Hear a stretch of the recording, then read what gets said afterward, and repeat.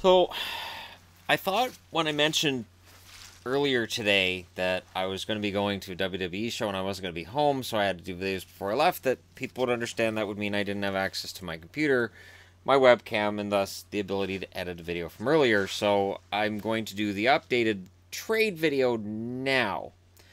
I also find it weird too that people. I read one comment. I expect full news and not just part of it.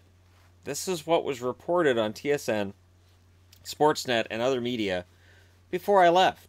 It was about an hour later that they were like, "Oh wait, there's something else," and I'm like, "I've already left the house. So if there's anything else that's been done in the trade, I can't do an upload video on it." So that being said, let me find out what happened. Because I haven't been able to look at it.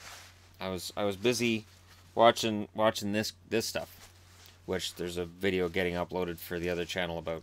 The Senators have sent forwards Derek Brassard and Vincent Dunn, and Ottawa's third-round draft pick to the Penguins. Ottawa acquired Philip Gustafson, defenseman Ian Cole, a 2018 first-round pick, and a 2019 third-rounder. And there's a three-way deal that had to involve Vegas. So, this had to do with salary cap stuff, and the NHL said, no, we won't accept it.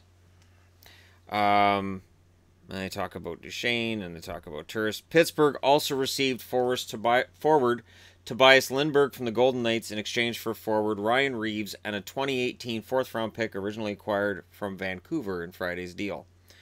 According to the Penguins release, Vegas is retaining 40% of Brassard's salary this season. Does that mean that they don't retain that salary next year? See, Vegas has cap space. You know, seeing Ryan Reeves leave Pittsburgh, I guess Jim Rutherford learned his lesson. See, last year, before and during the playoffs, Jim Rutherford was quite outspoken that he was tired of the abuse that Sidney Crosby was taking. He was going to go out and get somebody, a policeman type, to take care of it. So he brought in Ryan Reeves. And right away I thought, well, that's going to change the complexion of that roster. And they got off to a pretty slow first half of the season. And now he's making changes to the roster and he's moving Reeves back out. This tells me that Jim Rutherford looked at the team on the ice and said, you know what? This doesn't work. We didn't win 2 Stanley Cups with this kind of hockey. And so, for cap reasons as well, Reeves is going to have to go. And now I wonder, does Vegas keep Reeves? Does Vegas waive Reeves? What does Vegas do? Because Ryan Reeves doesn't fit their game either. If there's a team in the NHL that has its 4 lines planned out, it's Vegas. And then they talk about Gustafson, Cole, Sweden. All right. So the board behind me has to kind of get updated. Let me quickly do that. All right, so there it is, the updated version. So a first-round pick, Ian Cole, Philip Gustafson, 2019 third from these guys.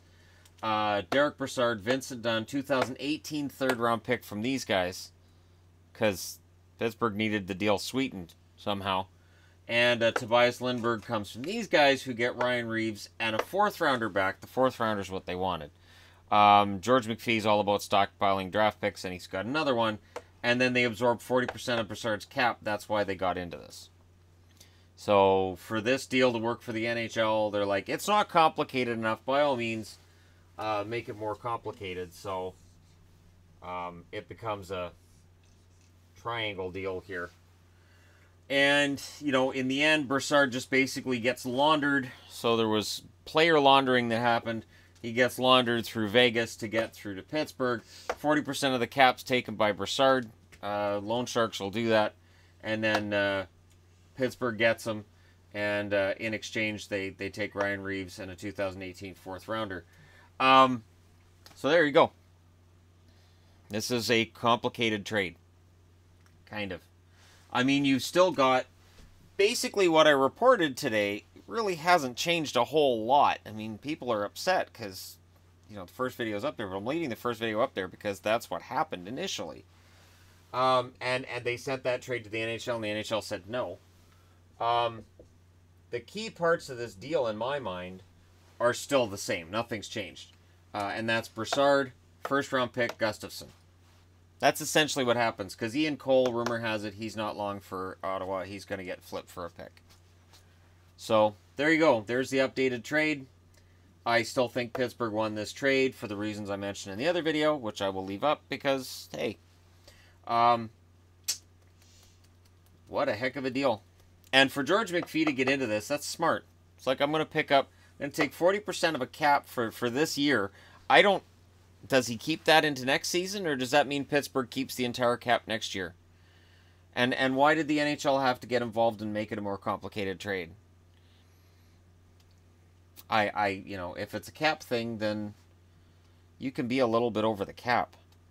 And there are teams that sit players so they can get under the cap. Or sit players, or put players on injured reserves so they can carry too many players. I don't know. Anyways, let me know what you guys think in the comment section below. Hit like and subscribe if you're browsing your way through. And again, because I was at this, watching almost none of these wrestlers were actually there, which is kind of upsetting. But yeah, since I watched the Road to WrestleMania tonight, I'm late doing my videos, which I explained this morning. And now it's tomorrow morning. It's Saturday. And I've got to do a review and I got to do a preview. So thank you guys for watching. Hit like and subscribe if you're browsing your way through. And I believe that's it for the Brassard trade. We'll find out tomorrow if the NHL decides that they have to get a fourth team into this. There you go.